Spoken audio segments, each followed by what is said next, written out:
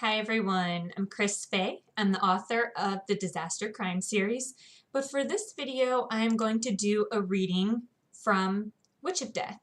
Witch of Death is a fantasy romance short story. It's available as an ebook because it's about 35 pages long, and it is always 99 cents. Anywhere you can get an ebook. Amazon, Nook, Kobo, it's 99 cents. I am going to read from chapter 1, and I hope you enjoy it. The moon was a ceramic bowl overflowing with milk in the amethyst sky, and all the stars were sugar crystals. At 3 o'clock in the morning, the suburban neighborhood slept with its manicured lawns, matching mailboxes, and cars parked in spotless driveways. All the residents were asleep in their beds, dreaming dreams of beauty, emptiness, and horror. Outside, insects hummed a chorus of noise. Even the frogs roared. Suddenly, all went silent. Not a single creak, chirp, or groan sounded. At the end of the street, a tidal wave of white fog billowed over the black pavement, cut around trees, and crashed into houses. It devoured the whole neighborhood with its misty mouth. Inside the deflated cloud, a woman manifested. She floated a foot off the ground and marched on the air with determination. Wisps of cold vapor swirled around her as she sliced through the rolling fog and went up the driveway of one of the houses. At the door, she didn't pause. She passed straight through it and appeared on the other side.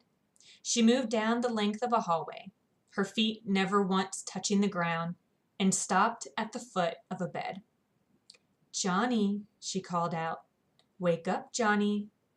The man lying in the middle of the bed roused from his stupor. His eyelids peeled open, and he sat up in alarm. Pillow creases marred his face. "Who are you?" he demanded. "What are you doing in my house?" The woman smiled, and her red lips parted. "I've come to kill you, Johnny." The whites of her eyes illuminated the darkness. She lifted her hands and began to chant. Terror widened Johnny's eyes. His mouth fell open. "No! No!" His screams rattled the pitch blackness of the sky. When his cries died, the woman left the bedroom and wandered into the living room. Her gaze landed on the telephone. It floated up, sailed through the air, and hovered in front of her face. 911, what's your emergency?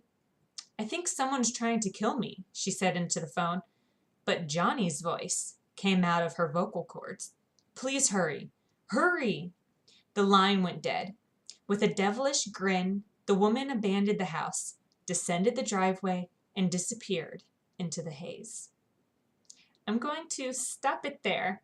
Chapter 1 still has about a page and a half, but I don't think I'm going to read that page and a half to you. I think I'm just going to leave it there and leave you wondering, because that next page and a half shows one of the detectives, Detective Reed Sanders, and it reveals what happened to Johnny, how exactly he might have died, and the state of the crime scene, which is quite shocking.